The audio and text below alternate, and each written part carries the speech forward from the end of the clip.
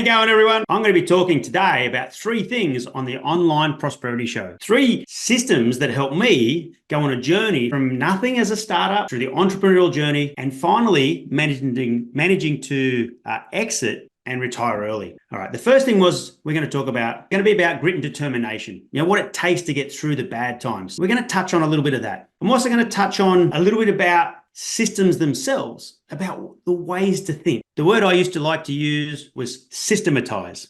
So I used to systematize my business. Okay, I know it's not a real word, but it's a word that I like. And the last thing we're going to talk about is knowledge. In other words, learning. What do you need to do to be different to everyone else? Doing the same thing everyone else is doing is definitely one of my definitions of insanity. So I hope you like the video. I hope you like the recording. I'm looking forward to hearing more about what you want to know in the comments below.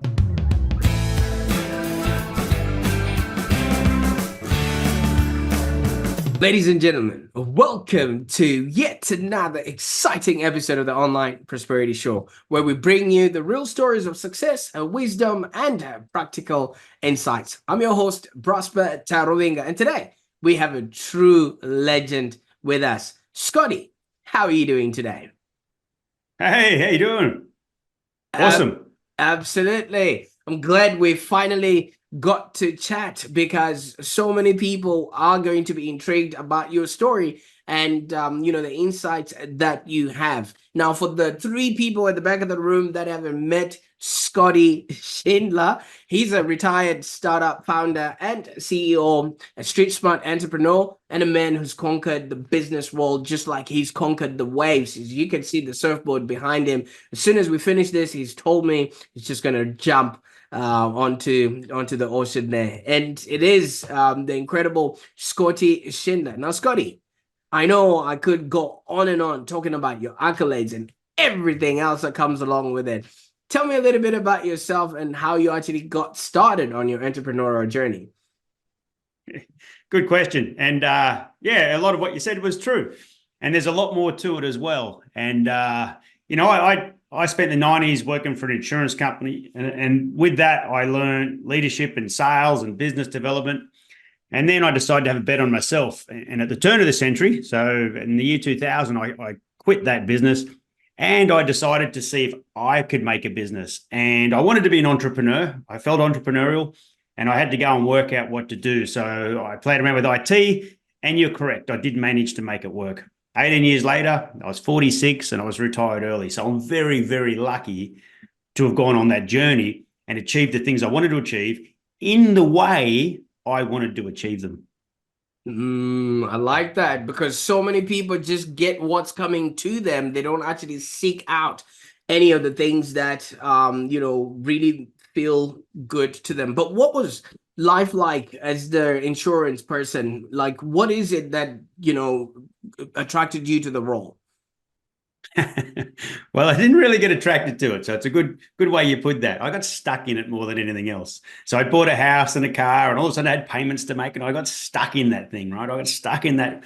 But at the end of the day, that 10-year apprenticeship for an American insurance company who was so big on systems about people development and selling and training, and it was just an amazing apprenticeship. So when it became my turn to build a company, I already had a massive, massive apprenticeship in what it takes to actually build a team and so on. All I had to do was find a product, which took 2 years, by the way. I didn't start with a product. I started with the knowledge and the systems, and I started then looking for product.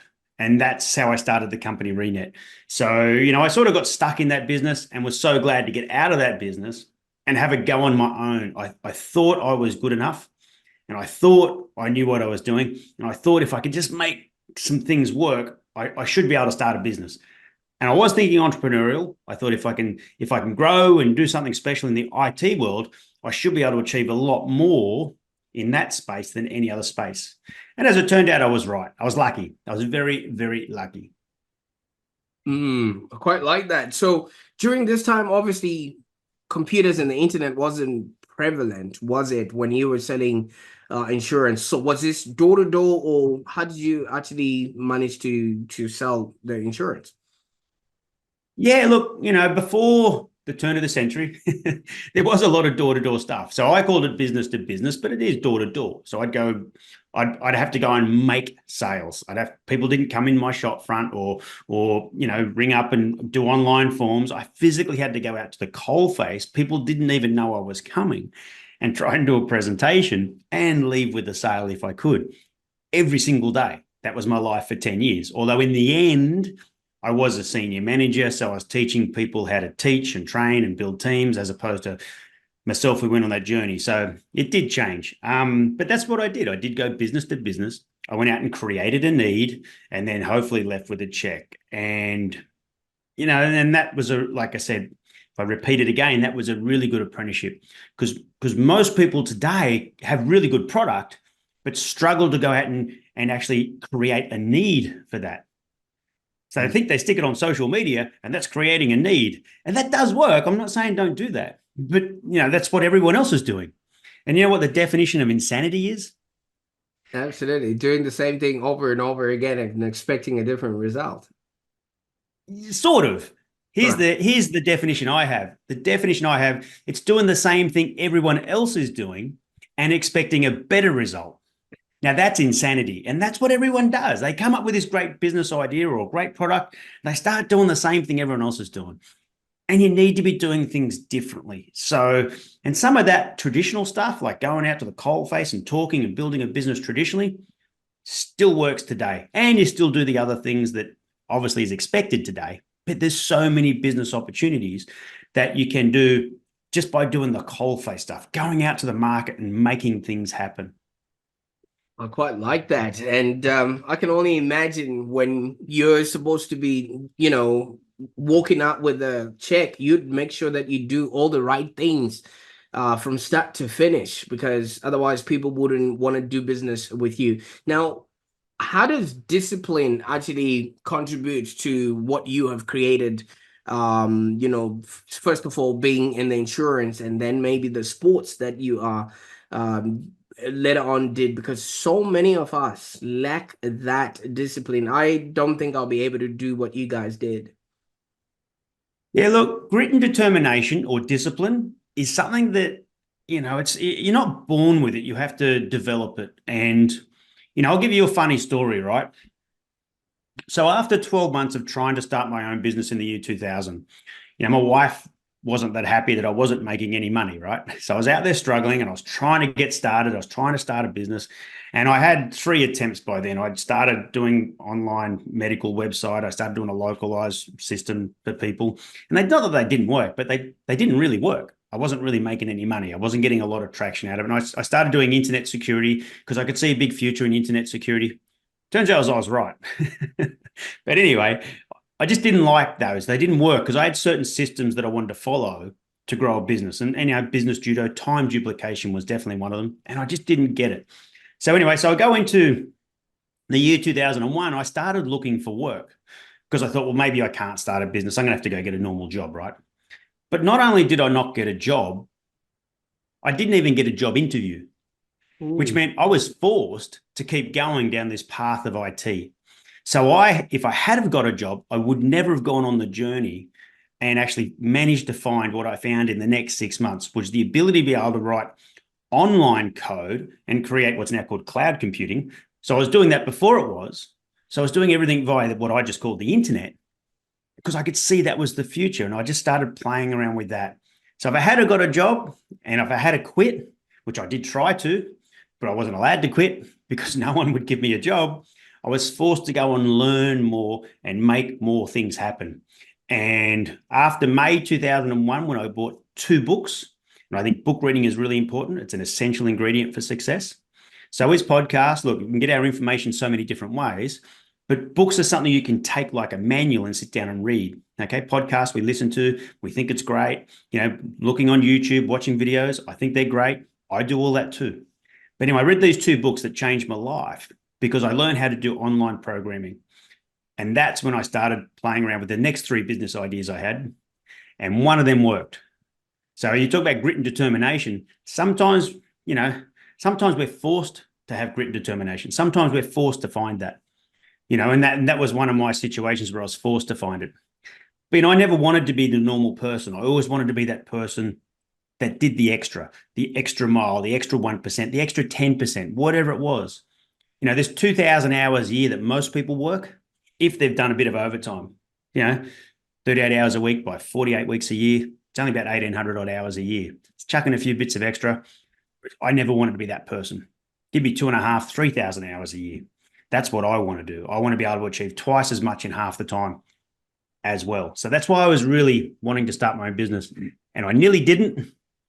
And then it worked. And I've never looked back. Fantastic, and congratulations. It's not easy. I mean, you've had to reinvent yourself, and like you say, you've had to apply yourself and took a bet on yourself in most of these things, and all the things were happening while your back was against the wall, because like you said, you couldn't leave the job you were at. And how did you then find the time to manage that? Because obviously entrepreneurial, focus is totally different to when you're doing your 9 to 5. And I know you've explained that you want to work, twice as hard as the average person. But while you were doing that, how did you manage to juggle those two up until you actually created, your first business? Well, the thing was, I just cut the umbilical cord. I burnt the ships. I quit my job and I just went out to start. And I did get some sales. I was doing website design, for example. And at the turn of the century, a website design was great. People didn't have a www, and I went out and bought their domain names. I built them a brochure online and I got paid some money, right? But there wasn't really a business. That wasn't an entrepreneur type experience or future. That was just getting paid to do some work like a mechanic. And that wasn't really what I wanted to be. But it got me into IT and I learned. So I didn't do both. I didn't do a side hustle. I got myself into a position. So I was very blessed that I could quit and just start and have a go and have a bet on myself. The exact words I used. I had a bet on myself. And I was going to give myself 10 years to start a business. Like I said, I got to 1 year, I found out it was really hard. Anyway, but it turns out after 4 years, after 6 attempts at a startup, after 2 years, I started the company Renet. And after 4 years, I actually had a company. So I actually had a team, I had clients, I had sales coming in the door, I had product, I had everything that I needed. I was actually established as a company. That whole journey took 2 years to start the company and 2 more years to establish the company. And then everything was off and running. And, you talk about grit and determination through that period. Yeah, it was hard. Hiring the first team member, going down the bank every week, pulling out wages and having to pay people. And I was self-funded. I was determined to be self-funded all the way. I didn't need investors. I didn't want to give it away if it was going to be any good. I wanted to build this business on my own and get 100% of it. So, and that's what I did. So I didn't do the 9 to 5 side hustle thing. I just quit. Wow. That is something else. And, like you keep repeating, bet on yourself.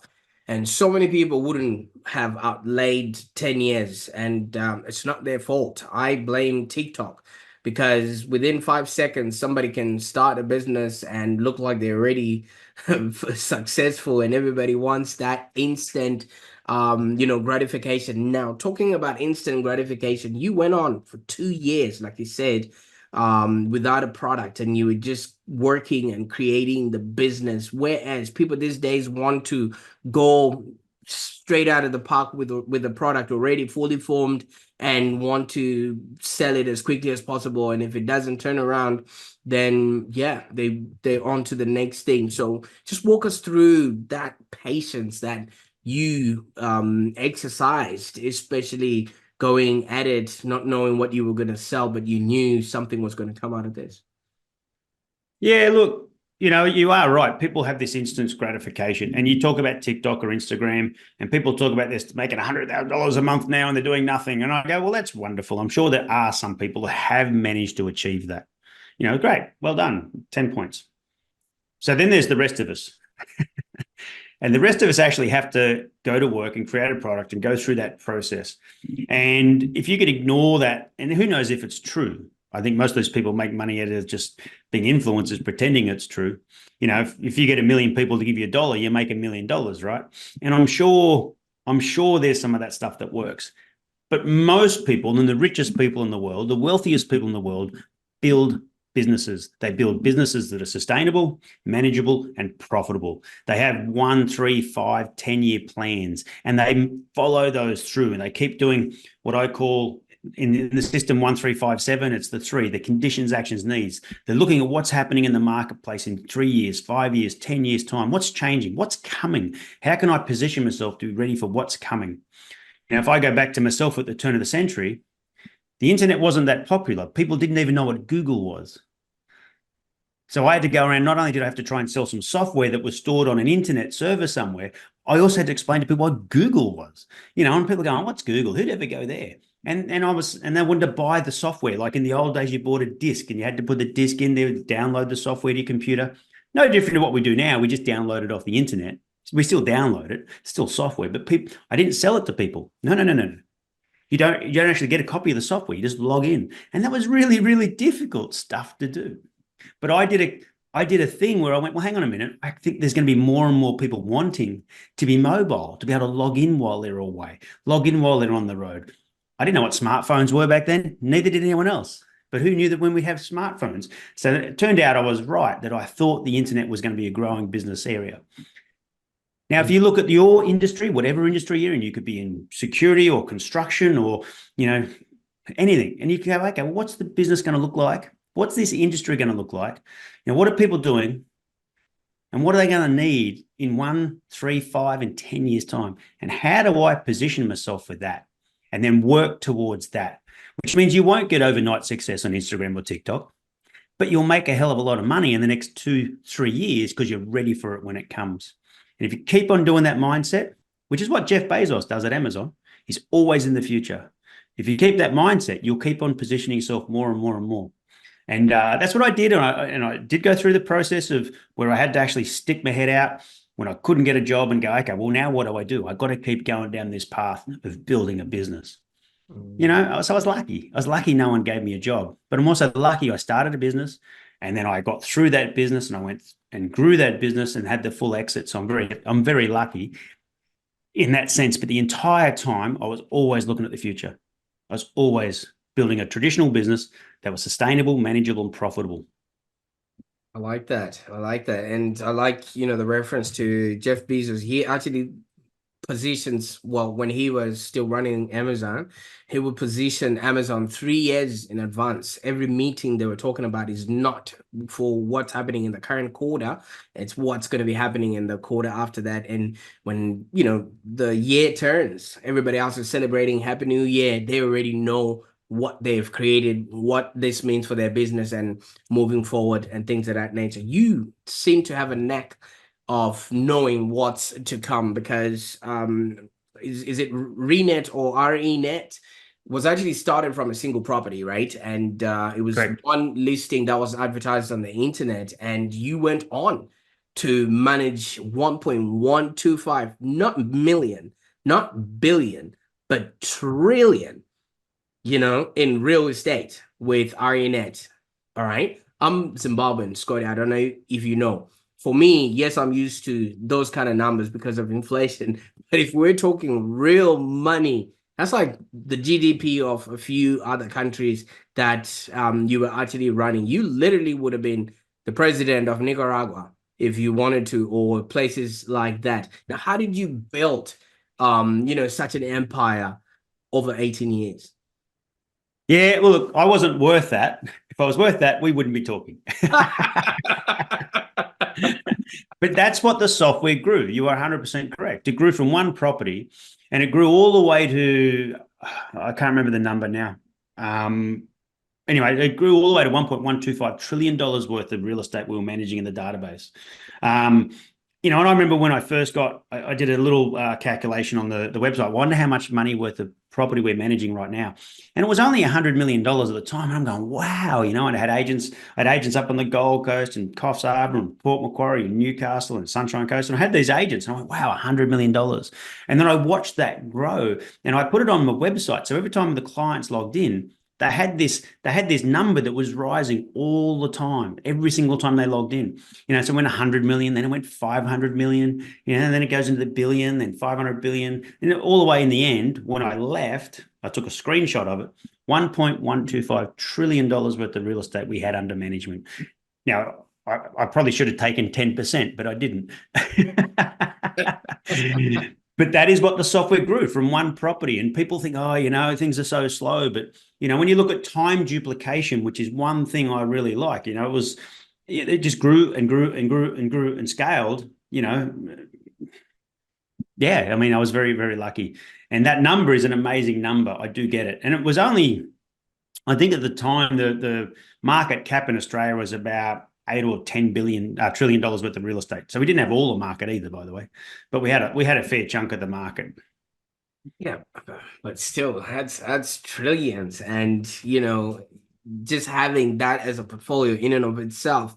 And this spun from Australia to New Zealand, right? And it wasn't just Yep. locally. Okay. Now, you've also had experience as an international speaker, and you've advised people overseas, and you've been a mentor, and you've written a book. I can see them all behind you there. What is it then that drives you to share this knowledge globally, especially you know, these days where sometimes people may just listen and be like, it's all right, and then they move on to keep scrolling onto their TikToks.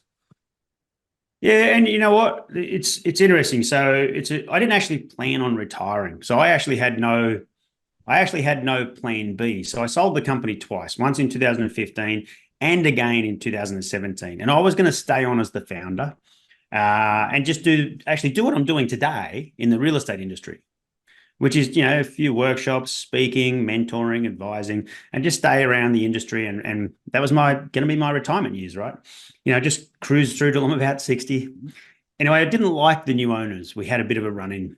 We just would, well, I guess entrepreneurial, you've had years on your own. You know, I'm not a very good employee, is probably the better way to put it. So anyway, so now you're right. I mean, it was like, well, what else do I do now? And then people started asking me to come and talk. And I got asked to speak for Google. How's that for a full circle? So I got asked to speak for Google and their Startup Grind Entrepreneurial series. And that was in 2018. And when I was talking there, I spoke about two things. And the video's on my YouTube channel. And I spoke about, you know, business judo and time duplication, which is just two of the 5 systems of successful people and two of the must-haves I had in business, right? And then people were really interested. And I went, wow, that's pretty cool. People actually want to know what Scotty did that was different. Now, as a person who's self-taught, I thought everyone did these things. I thought everyone thought the same. Turns out they don't. Okay. Not their fault. You know, sometimes it's to do with, you know, who was their mentor or who was their advisor or who was their coach along the way. Anyway, I then started thinking, well, how do I package all this up as a legacy for my boys? And that was and still is today, my primary motivation. One day they're going to want to know what dad did because they're going to have in their own company when they're 30 or 40 years old, and they're going to want to know what dad did. They saw it all, but now they've got some books they can read. And the fact that other people like it around the world, the USA especially, love my books. The fact that other people around the world read them and like them and learn from them is the best validation at all for my boys and obviously for me as well. So I wasn't just lucky because other people are now using the same systems in their businesses and their careers and their lifestyles. You know, so I'm very blessed. So that's been the biggest motivation.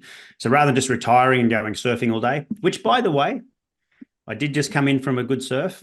If the surf was good every day, we probably wouldn't be talking either. That's why I was saying he's gonna jump straight onto his surfboard and yeah, go on and enjoy the day. Now, this is interesting. Like you said, you know, you were going around teaching people what Google actually is, and then you end up speaking on the stage, you know, with Google. Congratulations on that. Some of us just grew up worshiping Google. We never thought it is some place you could actually go to, you know, and let it on pass on your, you know, leadership secrets and things of that nature. Now, obviously, now that we've caught you while you were not waxing your board, you could just give us a glimpse of the secrets that you share with people, you know, as you mentor them. Maybe give us a couple of maybe leadership or sales or maybe business insights that you can maybe share with us, that so many people, like you say, since you've been self-taught, don't quite know, but to you everyday knowledge, so to speak. Yeah, well, look, I'm glad you mentioned the word secret because, when I was building the company and I'm talking about, when things were really accelerating, the growth was there and things were exciting, I had to make a conscious decision not to tell anybody what my words were in my head that I used and the systems I was following in the business.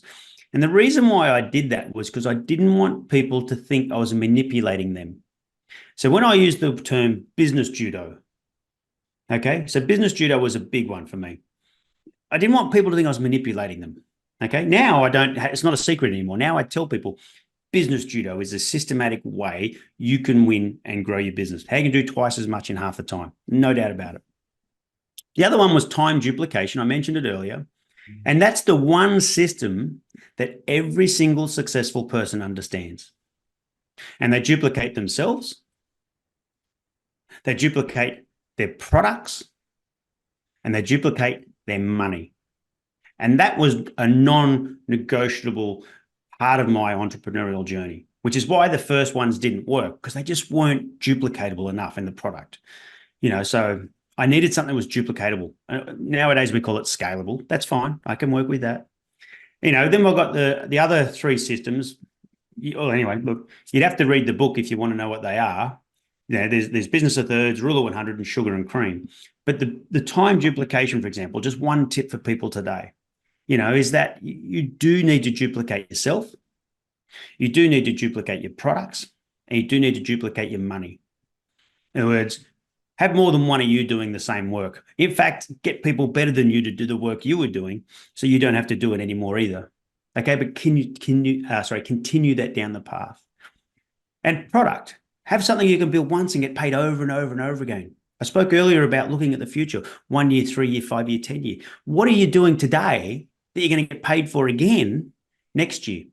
Well, what about again and again and again for the next 3 years? Or again and again and again and again and again for the next 10 years? What are you doing today? What are you investing in that's going to keep paying you? And if you go to money, well, once you make some money, are you putting that into other things that can make more money? And if you can achieve one of those three, you're laughing. Very few actually get to achieve all three in a successful way. They've got people doing the work, they've got products selling without them, and they've got money coming in without going to work. All three in a successful way. That is the one system that every single successful person you'll ever meet understands. Time duplication. Once again, turns out to be the most popular chapter or a system in the book too. Fantastic. I will definitely get my hands on that book. Is that also what the system 1357 is? And if so, just let us know how it actually helps people do more with less time, or is it the same concept? Yeah, cool. Look, and that's another really good question. What's system 1357? If I reverse that question just for a second, if I ask most people, what's your sales system? Can you write it down? Can you explain it to anyone? Well, most people can't do that. They can't physically write it down or explain it. Most people say, well, I'm just really responsive. If I get an email, I'll respond to it. And if a phone call comes in, I'll respond to it. Now, I'm really glad you're responsive. I think that's awesome. Well done. But the difference is successful people know what to say, do, and when. So when it comes to system 1357, it's a way I've packaged all the things up, okay?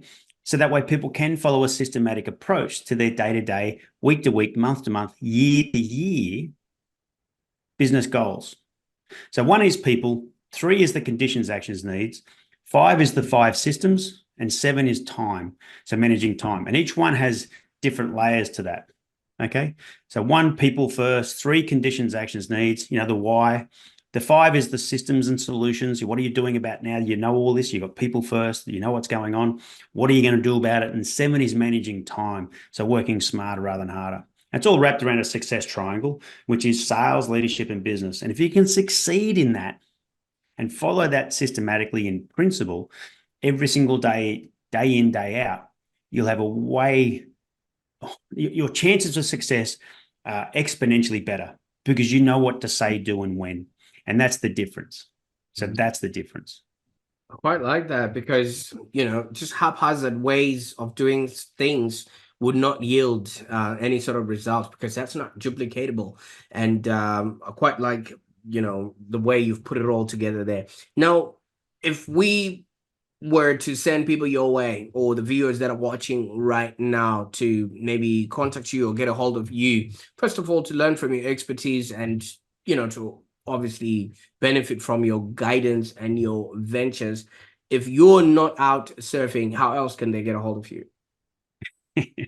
Well, yeah, if I'm not out surfing and I'm not on holiday somewhere, yeah, look, you can obviously go to my website, which is my name, scottyschindler.com. I do a lot on LinkedIn. So I have a lot of followers on LinkedIn. I'm not trying to be an influencer, so people can come and follow on LinkedIn and I share some ideas and some of the beliefs. But more importantly, if you really want to learn, I've got two books published so far, self-published. Just like I'm self-taught, I'm self-published. So there's the 5 systems of successful people. This is for the people who are entrepreneurial, business orientated, that want to work smarter rather than harder. That they're doing things already, and it's time to start thinking a little bit differently. It's a time to start being that extra 1% person or 10% person without having to put in all the extra hours. So it's not about doubling your effort. It's about thinking better, systematically. Okay, so that's what that's for. The latest book I did, which is Make More, Do Less. This one's actually about to change because no one's actually searching for a sales book, Make More, Do Less. So I needed to put the word selling in here. So it's now going to be called Sell More, Make More. But that doesn't change what's in the book. The content's staying exactly the same. So sell more, make more, or make more, do less is a sales book.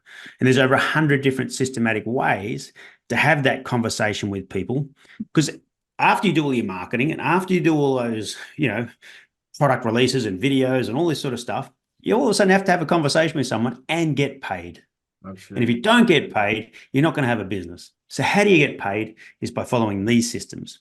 Okay. So this here is a must read for anyone who wants to, or is cold face out there dealing with people and wants to make more sales and not have to do any more conversations than you're already doing.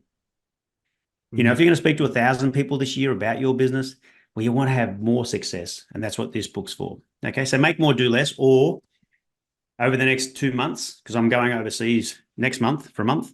So when I come back, it's going to get re-released and it's going to be called Sell More, Make More. So it's the content is exactly the same. But that's the best thing for people to do is read the books. I do have a leadership book coming out next year. Okay. And that book will be on the systematic way I did leadership, all wrapped around system 1, 3, 5, 7. Absolutely. And all of these books, can they be found on Amazon? Yep. Absolutely. All good bookstores, they say. Absolutely. That's where good books are found. I'll definitely put all those links in the show notes there. So you say you're going overseas next month. Would you be climbing the Mount Everest again, or is this a chilled out holiday this time around? You must have read my mind. We're going to Japan. So we're going snow skiing and snowboarding in Japan for 3 weeks. So, and it's a short month, February. So basically it's almost all of February we're gone. So yeah. Wow, that is amazing. That is amazing. And tell us about your, trip to Mount Everest. So many of us, aspire for things like that. And I saw it written on your website that if you want to climb the mountain, you actually have to learn from somebody who's actually done it. Yeah. Which is true, but I actually haven't climbed Mount Everest. That's just an analogy. That's a metaphor to saying if you're in business and you want to succeed in business, get someone who succeeded in business to help you. Half the stuff you see on TikTok, if not 99% of TikTok and Instagram, they've never been there. They haven't gone through that journey. They're just influencers. They're really good looking people who've got a really good way of saying it, just like a radio personality, but they have no substance behind them. They haven't even achieved success in their own business yet, but they've got a couple of cool videos that we all like watching. Hey, I see them too. Okay. But read between the lines. And if you do want to climb Mount Everest, well, don't go and look at, Instagram. Go and find someone who's climbed Mount Everest before and talk to them. And if you're in business and you want to succeed, go and talk to someone who's been in business, who knows and understands. And yes, I take on 3 clients a year and that's it. Okay. And we're talking about like the president of the Law Society and CEOs and the C-suite people. There's only 3 a year I take on, and that's it. And they come to me for that street smart entrepreneurial way of thinking rather than, what was in their academic books about being a lawyer or an accountant or a builder. They want that different angle. They want that, not in the box. They want out of the box learning. And that's where I come in, because to be honest with you, I was never in the box in the first place. I've only ever been out of the box. So self-taught, D-class student, I've only ever been out of the box. Well, but if you look at the success that you have achieved both in business and in personal life, and now you're actually doing something that not a lot of people are able to say they are doing. You're passing the elevator down to your sons by way of the books that you've written, and so many people can't even leave them $1 in a savings account as inheritance. So I don't think anyone can ever point a finger and say you didn't do your part. So thank you so much for sharing all of that and just the inspiration that you bring to the show. But I'm also happy, Scott, that you mentioned that you also watch TikTok videos. Now, I wanted to take you back. Let's say on the day you got the the letter or the message that you're invited to an interview for the insurance company that you were going to. And while you were sitting for your interview, obviously you were sitting in the public space in the reception area there. Let's just say for some luck during that time, you had gotten your hands on a mobile phone and it was a smartphone and you were watching a 10-second TikTok video. Now, what advice would you have wanted to come through that phone at that time when you didn't know you were going to go on a 10-year and apprenticeship and then the rest of the life that you now live, where right about now you can jump into the ocean whenever you feel like, or jump onto a plane and be sliding down some slopes in Japan just because? It's interesting. If I had the time again, I would have much rather have started a business when I was 18 instead of working for the insurance company. I would have much rather spent that 10 years doing my own apprenticeship and actually starting to create that company earlier. But I don't regret the 10-year journey I went on, but I would have loved to have seen a video that said, hey, if you're any good and if you're good enough, well, then do it anyway. Just go and do it. I would have much rather have seen a video on that to motivate me to go do it yourself. Mind you, at 18, I didn't really know. I didn't have a product. I had no way of starting a business because I didn't know anything about anything. And mind you, that's how I started the software company.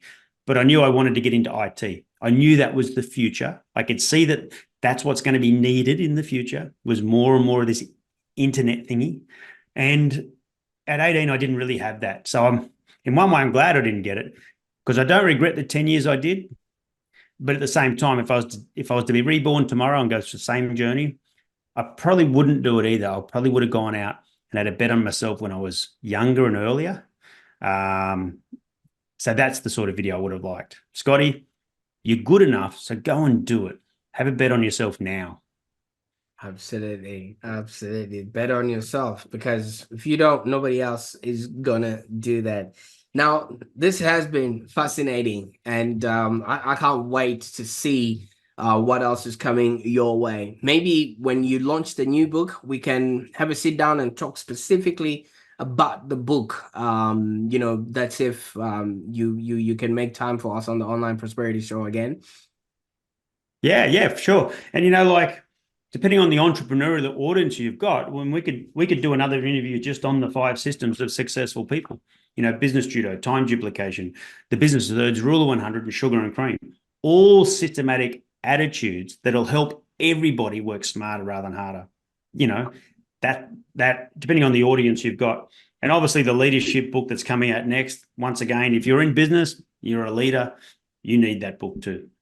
Fantastic. I'll hold you on to that. I'll get my team to get in touch with your people, and then we can arrange first. Maybe we can do it for all the books, and just have a specific episode to that. And I think that will be something amazing. And for those that are watching right now, obviously Scott has a lot to learn. So I want you to stay tuned and also subscribe to the Online Prosperity Show, so you don't want to miss out on all these insights and systems that have helped him create the business that he has. Now, Scott, I don't know, you've done it all right? The proverbial Mount Everest, the $1.125 trillion in real estate that you've held.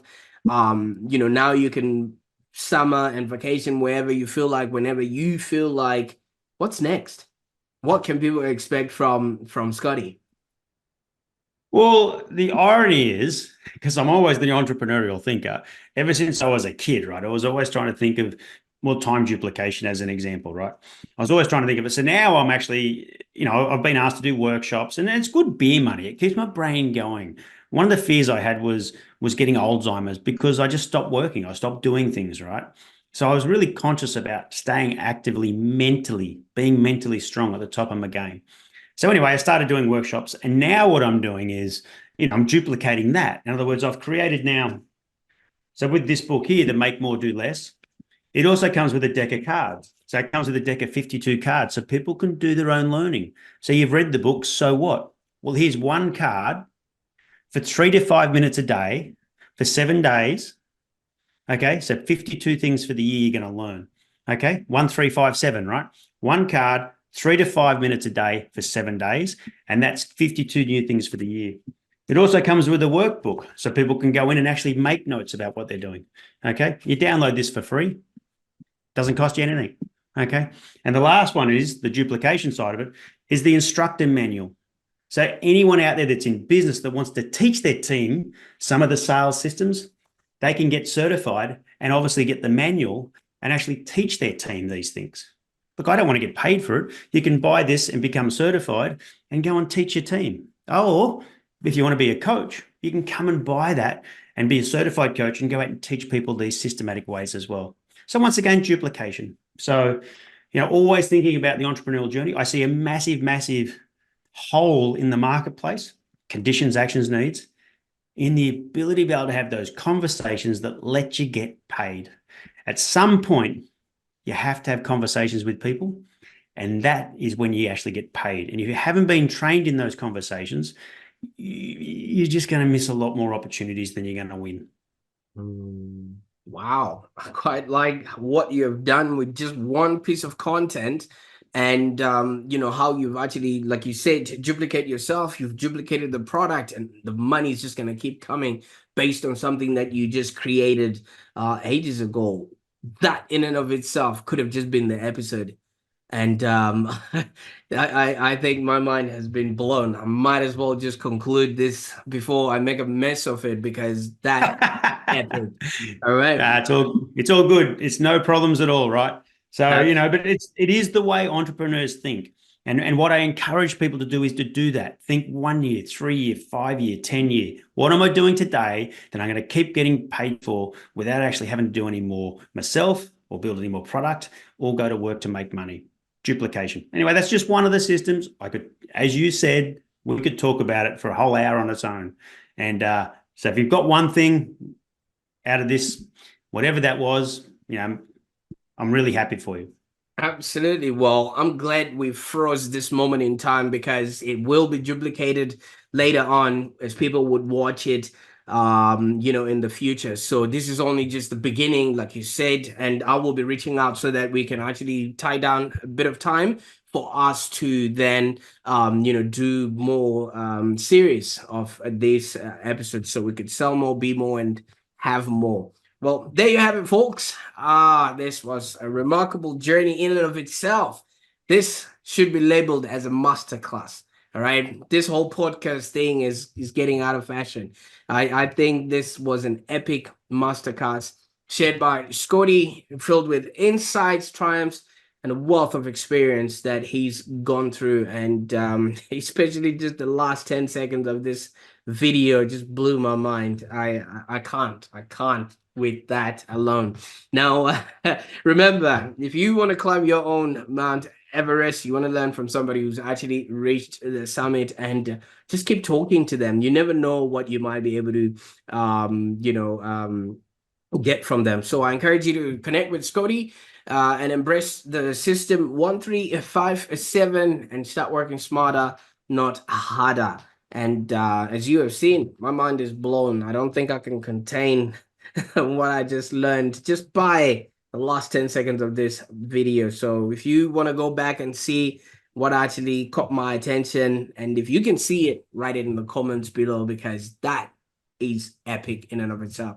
Until next time, Scotty, thank you so much. I want you back on the show, and we'll make sure we'll make that happen. We're signing off right now. Stay inspired and stay prosperous. Bye for now.